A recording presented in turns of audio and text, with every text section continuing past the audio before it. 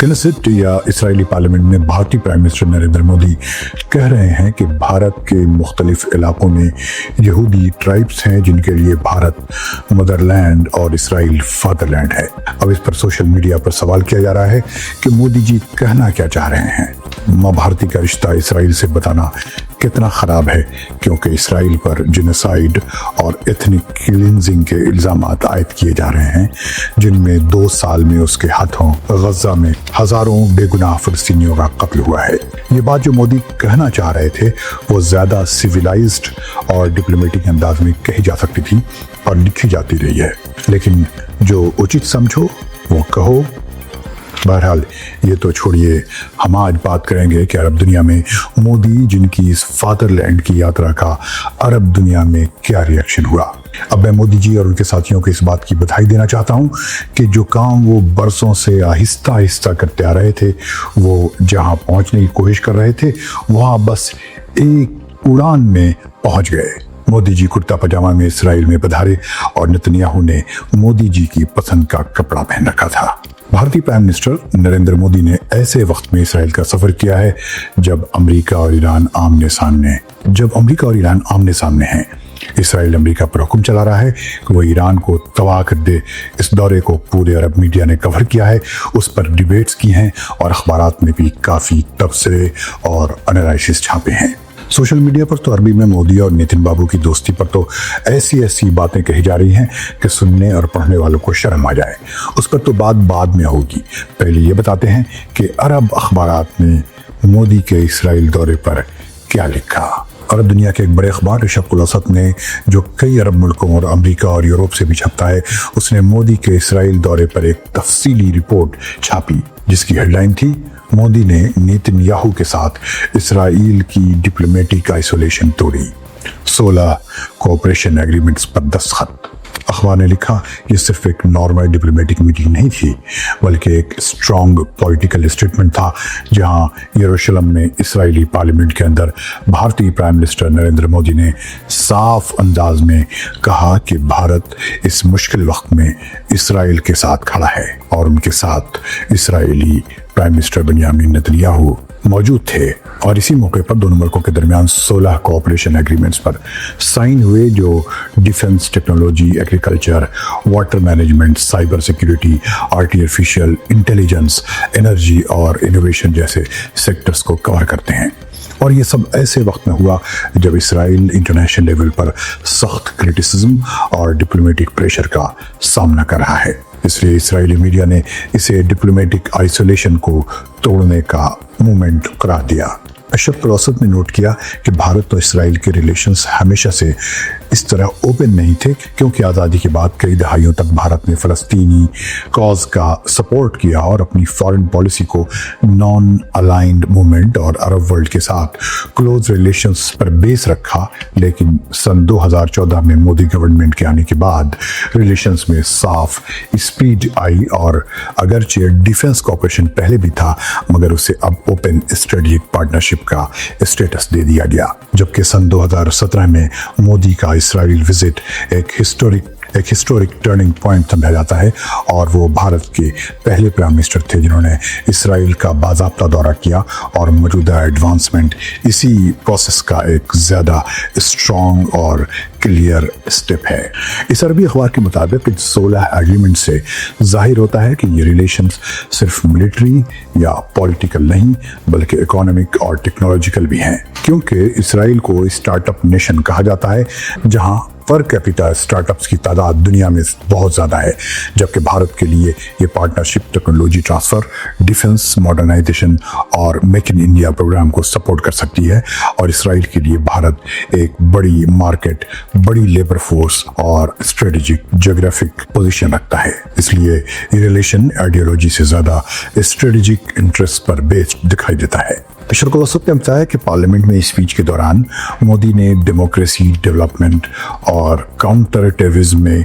Joint cooperation की बात की और दोनों मुल्कों को पुरानी तहजीबें और नए ख्वाब रखने वाली नेशंस कहा, जबकि नेतन्याहू ने मोदी को रियल फ्रेंड करार दिया और इस रिलेशन को स्ट्रेटेजिक अलायंस का नाम दिया। और इस पूरे मंजर को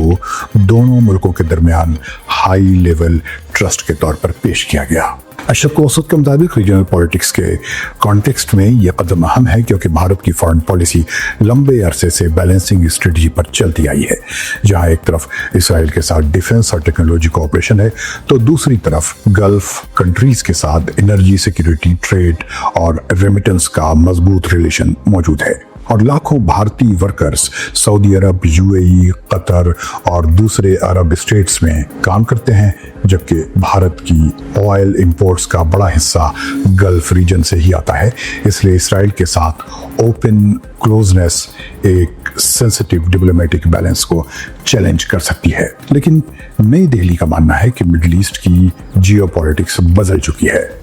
क्योंकि कई अरब स्टेट्स अब इसराइल के साथ नॉर्मलाइजेशन कर चुके हैं और अब्राहम अकॉर्ड्स के बाद रीजन में नई अलाइनमेंट सामने आई हैं। इसलिए भारत समझता है कि वो मल्टी अलाइनमेंट पॉलिसी के तहत सबके साथ रिलेशन रख सकता है और अपनी स्ट्रेटेजिक ऑटोनॉमी बरकरार रख सकता है। इस सऊदी अखबार ने लिखा कि अगरचे ऑफिशियल स्टेटमेंट्स में फलस्तीन के 2 स्टेट सॉल्यूशन के सपोर्ट का जिक्र किया गया, मगर ग्राउंड रियलिटी में डिफेंस और टेक्नोलॉजी कोऑपरेशन इसराइल के साथ ज़्यादा डीप होता जा रहा है और यही फैक्टर इस रिलेशन के डायरेक्शन को डिफाइन करता है क्योंकि बाइलेटरल ट्रेड गुज़िश्ता बरसों में कई बिलियन डॉलर तक पहुंच चुकी है, जिसमें हाईटेक, डायमंड ट्रेड, एग्रीकल्चर और डिफेंस बड़े सेक्टर्स हैं और मेक इन इंडिया के तहत ज्वाइंट प्रोडक्शन के इम्कानात भी ज़ेर गौर हैं ताकि भारत अपनी डिफेंस सेल्फ रिलायंस को बढ़ा सके। अशरफ औसत ने बताया है कि इसराइली मीडिया ने इस मुलाकात को डिप्लोमेटिक ब्रेक थ्रू कहा क्योंकि इंटरनेशनल क्रिटिसिज्म के माहौल में दुनिया की सबसे बड़ी डेमोक्रेसी की ओपन सपोर्ट इसराइल के लिए स्ट्रेटेजिक रिलीफ समझी जाती है, जबकि भारत के लिए ये मौका है कि वो खुद को एक उभरती हुई ग्लोबल पावर के तौर पर प्रोजेक्ट करे जो अपनी फॉरेन पॉलिसी इंडिपेंडेंटली तय करती है और किसी एक ब्लॉक का हिस्सा बने बगैर मल्टीपोलर वर्ल्ड ऑर्डर में अपना रोल अदा करना चाहती है। डिफेंस कॉपरेशन इस रिलेशन की बैकबोन है क्योंकि इसराइल भारत को missile systems, drone technology, radar, surveillance systems और इंटेलिजेंस इक्विपमेंट फराहम करता है और joint research and development programmes भी जारी हैं, जबकि काउंटर टेररिज्म में इंटेलिजेंस शेयरिंग भी अहम हिस्सा है और ये पार्टनरशिप सिर्फ इंपोर्ट्स तक लिमिटेड नहीं बल्कि टेक्नोलॉजी ट्रांसफ़र और लोकल मैन्युफैक्चरिंग के इम्कानात भी शामिल करती है। इसके मुताबिक इंटरनल पॉलिटिक्स के एस्पेक्ट से भी ये कदम अहम है क्योंकि ये एक स्ट्रॉन्ग और डिसाइसिव लीडरशिप का इमेज बनाता है और इसी तरह इसराइल में भी नेतन्याहू के लिए एक बड़ी एशियन पावर के सपोर्ट इंटरनल ऑडियंस के लिए एक पावरफुल सिग्नल है, खासतौर पर ऐसे वक्त में जब इंटरनेशनल लेवल पर दबाव मौजूद है। आखिर में अशरफ औसत ने यह भी सवाल उठाया है कि आया भारत और इसराइल का ये रिलेशन फ्यूचर में सिर्फ डिफेंस और टेक्नोलॉजी तक लिमिटेड रहेगा या रीजनल जियोपॉलिटिकल डायनामिक्स में भी कोई बड़ा किरदार अदा करेगा, क्योंकि भारत की ट्रेडिशनल पॉलिसी स्ट्रेटेजिक ऑटोनॉमी और मल्टी अलाइनमेंट रही है, यानी किसी एक कैंप में मुकम्मल तौर पर शामिल हुए बगैर सबके साथ रिलेशन रखना। और अब चैलेंज ये है कि बदलती हुई ग्लोबल जियोपॉलिटिक्स में इस बैलेंस को कैसे बरकरार रखा जाए, जबकि यरूशलेम की इस तस्वीर में नजर आने वाले ये 3 लीडर्स दरअसल एक बड़े स्ट्रेटेजिक गेम का हिस्सा दिखाई देते हैं और 16 एग्रीमेंट सिर्फ एक लॉन्ग टर्म स्ट्रेटेजिक पार्टनरशिप की बुनियाद हैं, जिसके असरात आने वाले बरसों में मिडिल ईस्ट और साउथ एशिया की पॉलिटिक्स में ज़्यादा उभर कर सामने आ सकते हैं, क्योंकि फॉरेन पॉलिसी में इमोशन से ज़्यादा स्ट्रेटेजिक इंटरेस्ट अहम होते हैं और उस दिन यरूशलेम में यही इंटरेस्ट प्रोमिनेंट या नुमाया नजर आए। इसी तरह एक कतरी इंटरनेशनल न्यूज़पेपर अल अरबी अल जदीद ने याद किया कि मोदी वही लीडर हैं जो सन 2017 में इसराइल के शहर खबीरा के साहिल ओल्गा पर नेतन्याहू के साथ चहलकदमी करते नजर आए थे। और अगरचे दोनों लीडर्स की उम्र में सिर्फ 1 साल का फर्क है, लेकिन इससे पहले उनकी मुलाकातें बहुत लिमिटेड रही थी, क्योंकि भारत ने सन 1992 तक इसराइल के साथ मुकम्मल नॉर्मलाइजेशन नहीं की थी और उससे पहले वो फ़लस्तीन के हक में वाज़ेह और साफ पोजीशन रखता था। इस अखबार ने लिखा है कि नेतन्याहू ने मोदी की आमद से पहले एक ऐसे रीजनल अलायंस की बात की जो इलाके के बेशतर मुल्कों के खिलाफ होगा, और हालिया महीनों में इसराइली ऑफिशियल्स की स्पीचेस में बार बार ये बात सामने आई है कि एक नया सुन्नी एक्सिस इसराइल के खिलाफ बन रहा है जो इस वैक्यूम को भरना चाहता है जो शिया एक्सिस पर गुज़िश्ता 2 बरसों में इसराइली मिलिट्री ऑपरेशंस के बाद पैदा हुआ है। अल अरबी अल जदीद ने लिखा है कि मोदी पर माजी में मुसलमानों के खिलाफ सख्त पॉलिसियों का इल्ज़ाम लगता रहा है, और सन 1992 में बाबरी मस्जिद के डेमोलिशन के बाद भारत में शदीद कम्युनल राइट्स हुए थे, जबकि बाद में भारतीय कोर्ट ने सन 2012 में मोदी को क्लीन चिट दे दी थी। इस अखबार ने सन 2019 के CAA और NRC और उस पर भारतीयों के एतराज़ को, जिनमें मुसलमानों के एतराज़ात भी शामिल हैं, ख़ास तौर पर याद किया है। उसने लिखा है कि हिस्टोरिकल, रिलीजियस और जियोपॉलिटिकल रेफरेंसेस को मिलाकर एक ऐसा फ्रेम तैयार किया जा रहा है जिसमें इसराइल खुद को एक बड़े रीजनल अलायंस के सेंटर के तौर पर पेश करना चाहता है, और इस पूरे कॉन्टेक्स्ट में मोदी का विजिट एक अहम स्ट्रेटेजिक एलिमेंट बनकर सामने आता है, क्योंकि इंडिया एक बड़ी एशियन पावर है जिसके मिडिल ईस्ट, गल्फ रीजन और ग्लोबल साउथ में बड़े इकोनॉमिक और पॉलिटिकल इंटरेस्ट मौजूद हैं, और अगर वाकई कोई नया एक्सिस बनता है तो उसके असरात रीजनल जियोपॉलिटिक्स और ग्लोबल पावर बैलेंस पर भी पड़ सकते हैं। करीब करीब यही बातें दूसरे अरबी अखबारात ने भी कही हैं। मोदी जब इसराइल पहुंचे तो अरब सोशल मीडिया पर नाराजगी की बाढ़ आ गई। कोई अरब सोशल मीडिया यूजर्स ऐसा नजर नहीं आया जिसने उसकी तारीफ की हो। मिसाल के तौर पर मैं कुछ बड़ी मीडिया पर्सनालिटीज और इन्फ्लुएंसर्स के ट्वीट्स पेश करता हूं। तुर्की अल शलहूब ने एक्स पर लिखा, इमाराती इसराइली भारतीय अलायंस तेजी से बन रहा है और उसका टारगेट ग्रेटर इसराइल है, तो वो मुल्क जो इस अलायंस का निशाना बनेंगे वो किस चीज़ का इंतज़ार कर रहे हैं। उन्होंने लिखा कि सऊदी अरब क्या करेगा, मिस्र क्या करेगा, तुर्की क्या करेगा, इराक क्या करेगा, शाम या सीरिया क्या करेगा, लुबनान क्या करेगा। नासिर इब्न अहमद ने लिखा कि भारत का असल चेहरा उस वक्त सामने आ गया है जब एक हिंदुआ पार्टी की क़यादत में वो गल्फ पर नजर रख रहा है और अरब ज़मीन को ज़ायनिस्ट के साथ मिलकर तकसीम करना चाहता है। इसलिए खबरदार रहो, क्योंकि अगर तुमने गफलत की तो नुकसान तुम्हारे मुल्कों और तुम्हारी ट्रेड को होगा। समीर अल यूसुफ ने लिखा कि क्या वाकई इसका ताल्लुक भारतीय जनता पार्टी के पावर में आने से नहीं है, जो 12 साल से हुकूमत कर रही है और जो एक नेशनलिस्ट हिंदुत्वा पार्टी है और जिसकी लीडरशिप में हुकूमत मुसलमानों की मस्जिदों को गिराने और उन्हें भारत से निकालने की बात करती है। तैस अल कासिम ने लिखा कि अगर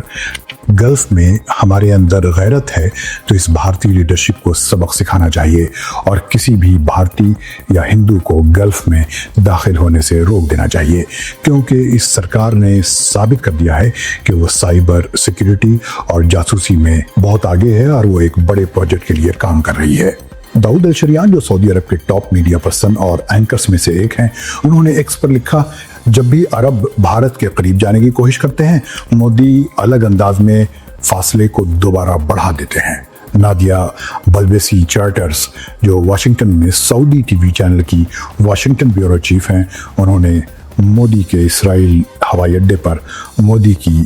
प्लेन से उतरने की फोटो शेयर करते हुए लिखा, गांधी अपनी खबर में करवट बदल रहा होगा। कमेंटेटर यासिर अल-ज़ातरानी ने लिखा, नेतन्याहू ने मोदी को इस्लाम के खिलाफ कॉमन दुश्मन के तौर पर याद किया और ज्वाइंट प्रेस कॉन्फ्रेंस में कहा कि इसराइल इस्लामिक एक्सट्रीमिज्म के खिलाफ कल्चर की जंग लड़ सकता है और ये इंतहा पसंदी या एक्सट्रीमिज्म मिडल ईस्ट से निकलकर पूरी दुनिया में फैल रही है। और उन्होंने कहा कि भारत इसराइल का सपोर्ट करता है और इसराइल भारत की हिमायत करता है, क्योंकि इसराइल एक दीवार की तरह है जो हमलों को रोकता है और हम पहले अपने डिफेंस के लिए खड़े होते हैं और फिर सिविलाइज्ड दुनिया के डिफेंस के लिए। नूरा अल हरबी ने लिखा कि भारतीय प्राइम मिनिस्टर ने कनेसेट में अपनी तकरीर में इशारा दिया कि मुसलमान दहशतगर्दी का सोर्स हैं और कहा कि इसराइल और भारत दोनों इस मसले से अफेक्टेड हैं, जबकि उस वक्त लाखों भारतीय गल्फ में काम करते हैं और उनमें मजदूर भी हैं और